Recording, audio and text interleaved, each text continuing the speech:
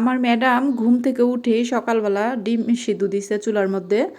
তো এখন আমাকে ডাকতেছে, ঝর্ণা উঠ মা উঠ, আমরা মাদ্রাসায় যাবো ইয়াল্লা সোরা।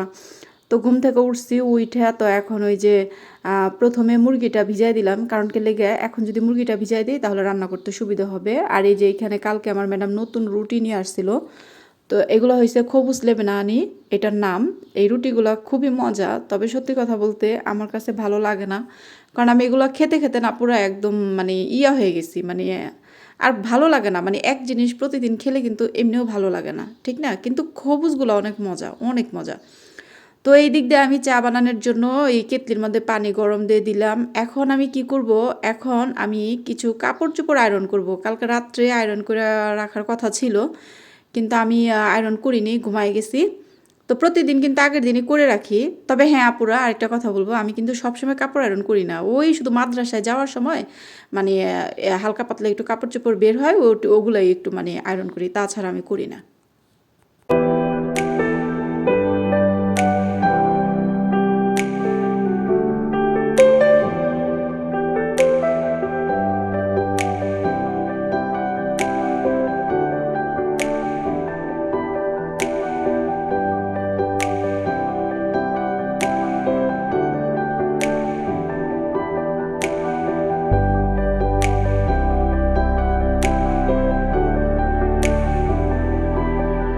অনেক আপুরা আমাকে বলতেছেন যে আপু তোমার বাড়িতে আমাকে নিয়ে দাও, তোমার বাড়িতে আমাকে নিয়ে দাও। আপুরা, আপনাদেরকে আমি কিভাবে আনবো আপুরা? সেই রাস্তাটা তো আমার কাছে নেই।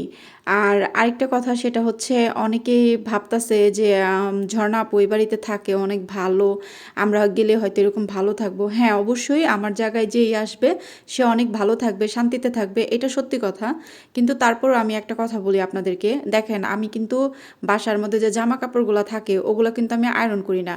আমি যে কাপড় চোপড়গুলো ধুই ওগুলা কিন্তু আমি গুছায় আলমারির মধ্যে রাখি না, ঠিক আছে? আমি আমার সত্যি কথাগুলোই আপনাদের সাথে শেয়ার করি। যেমন ধরেন আমি কাপড় চোপড় ধুইছি, ধুয়ে আমি শুকা দেই, ওই যেমন কাঠটা শুকা দেই তেমনই থাকে, ওই অবস্থায় থাকে। ওইখান থেকে আমার ম্যাডামের কাপড় চোপড় নেয়, বাচ্চারা বাচ্চাদের কাপড় চোপড় নেয়, নিয়ে যার যার কাপড় চোপড় তারা ব্যবহার করে, ঠিক আছে? আমারগুলো আমি আইনা ব্যবহার করি কাপড় চোপড়। এই এই হলো কথা। তো এখন আমার ম্যাডাম কেন আমাকে কিছু বলে নাই যে কাপড় চোপড় যে আমি আয়রন করি না, কারণ আমার ব্যাপারটা হয়েছে আলাদা। আমি এইখানে 1 বছর 2 বছর 5 বছর না, ঠিক আছে? আমি 2008 সালে আসছি।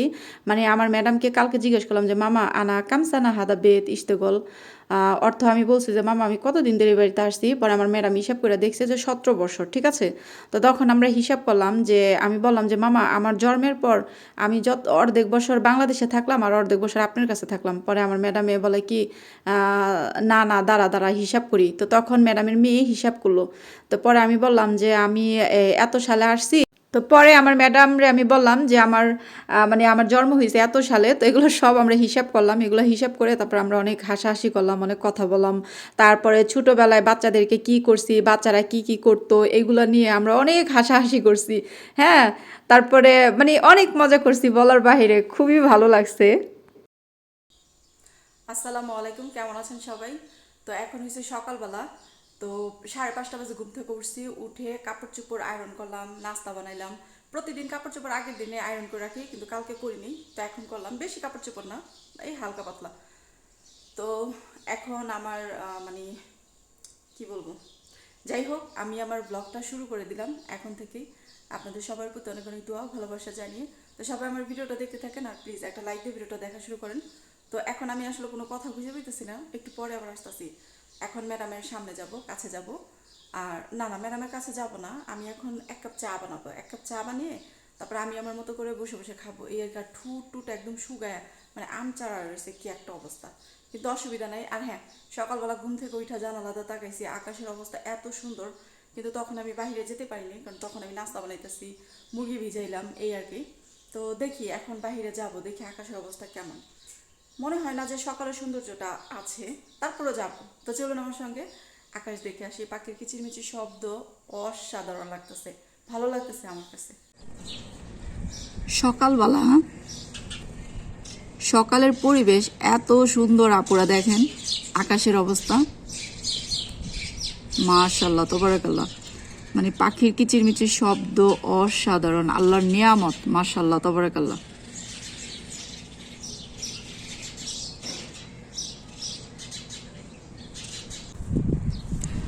তা আমি সকালবেলা ঘুম থেকে উঠে দেখতেছি যে আকাশের অবস্থা খুবই সুন্দর।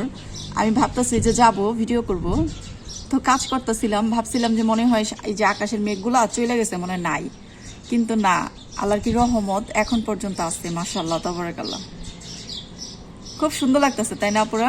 এই যে মেঘগুলো আকাশের,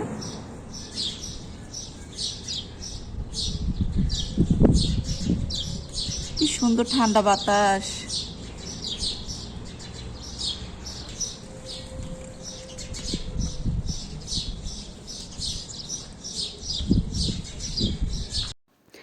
আমি সৌদি আরবে আসার পরে কিন্তু আমার ম্যাডামের বাচ্চা হয়েছে, মাশাআল্লাহ তাবারাকাল্লাহ। তো ওদেরকে আমি দেখাশোনা করছি, মানে আমি আর কি ওদেরকে পালছি, আলহামদুলিল্লাহ, মাশাআল্লাহ তাবারাকাল্লাহ।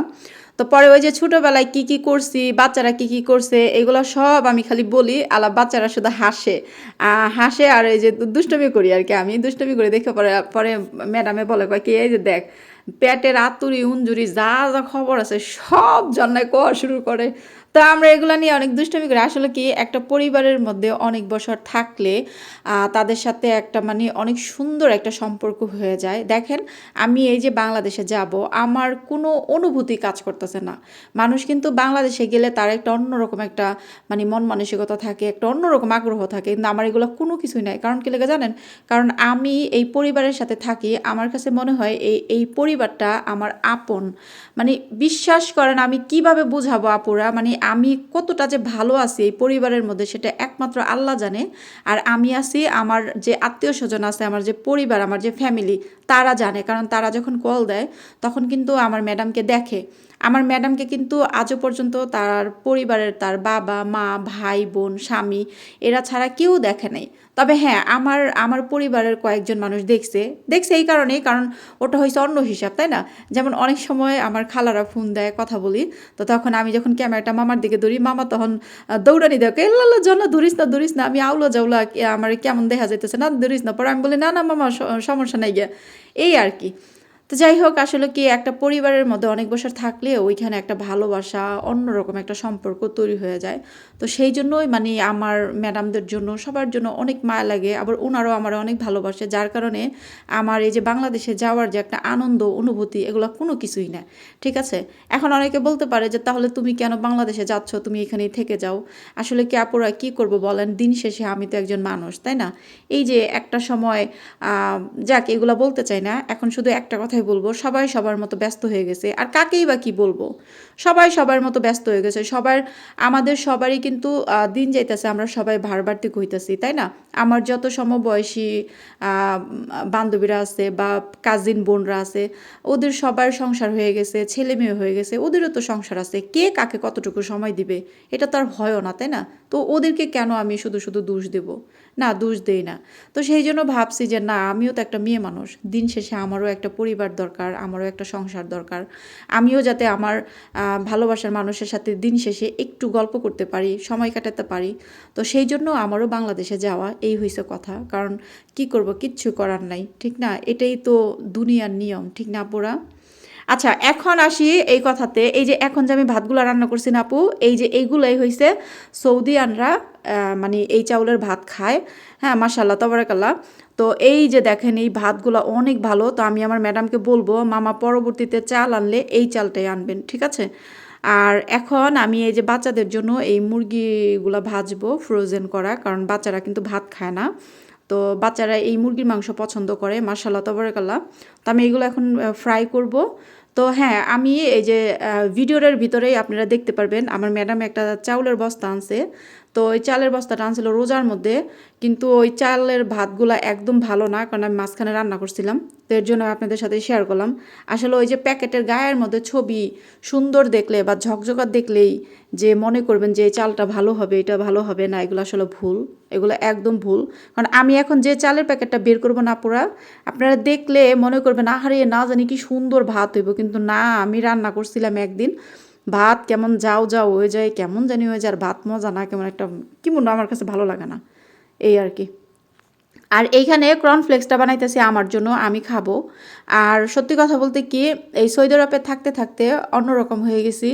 আপনারা যারা আমার রেগুলার ব্লগ দেখেন, আপনারা দেখেন দেখা যাইতেছে আছে না অনেকেই যে ভাতের সাথে ভর্তা খায়, তরকারি খায়, মানে বাংলাদেশের তরকারি না হলে ভাতই খেতে চায় না, এরকম আছে কিনা অনেকে। কিন্তু আমি কিন্তু তাদের মতো না। আমি আমার মানে আমি কি বলবো, মানে আমার ভাতের প্রতি তেমন একটা নেশা নাই। এই যে এখন আমি কর্নফ্লেক্স খাবো, আলহামদুলিল্লাহ আমার খাওয়া শেষ। একটু পরে চা খাবো কিংবা ইয়োগার্ট খাবো, মানে ইয়োগার্ট না, সরি, ইয়োগার্ট, আচ্ছা যাই হোক, আমি না অনেক সময় কথা বলে ভুল বলি, ব্যাপার না। তো পরে এই আর কি, মানে মানে মূল কথা হয়েছে আমার ভাতের প্রতি তেমন একটা আগ্রহ নাই, ভাত আমার অত পছন্দ না, তবে আমার উপরি জিনিস আমার পছন্দ।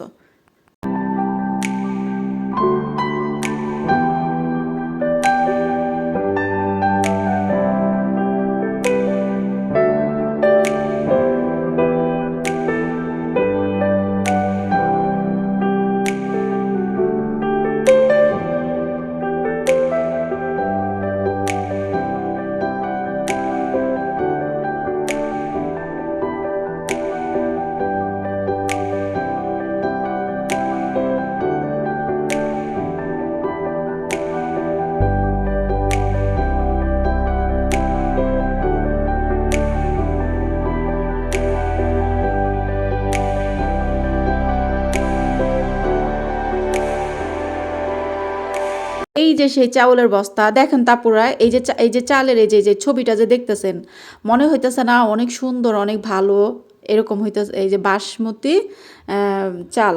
তো আমার ম্যাডাম আমার বলছে কয় জন্না সবাই নিতেছে, তো সবার দেহা দেহি আমি আনছি, জানি না এটা কেমন হইব, তারপর ট্রাই করিস। তো আমি বলছি আচ্ছা ঠিক আছে। তো রোজার মধ্যে আমি খুলিনি, কারণ আমি জানতাম যে চালটা দেখতেই সুন্দর, ভালো হবে না, এই অবস্থা আর কি। তো এখানে মনে হয় 10 কেজি মনে হয় আপুরা, তাই না? আমি কি সঠিক বললাম না ভুল বললাম আমি জানি না।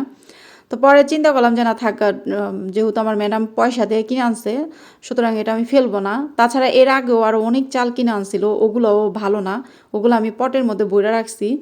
তো ওইগুলা দিয়ে মানে আমি একদিন খিচুড়িও রান্না করছিলাম, তারপর আমার কাছে ভালো লাগে নাই। তো যাই হোক, এখন আমি এই যে চালগুলো সুন্দর করে পটের মধ্যে ভরে তারপর রেখে দেব। আর ওই যে কিছু চাল ভিজাইছিলাম ওইটাই ভাত রান্না করছিলাম, মানে যেই দিন রান্না করছিলাম, মানে ওই দিনকার ভিডিওটা আর কি। যাই হোক, আমি এই ভিডিওর সাথে শেয়ার করে দিলাম।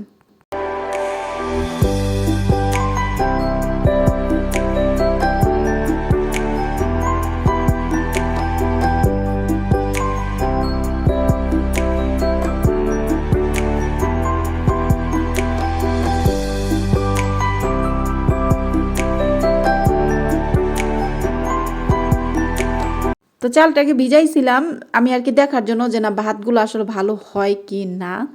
তো না, ভাত বেশি একটা ভালো হয় না, এই আর কি। তো এই চাল কিন্তু ভিজা গেলে কিন্তু কসলানি দিলে কিন্তু চালটা ভেঙে যাবে।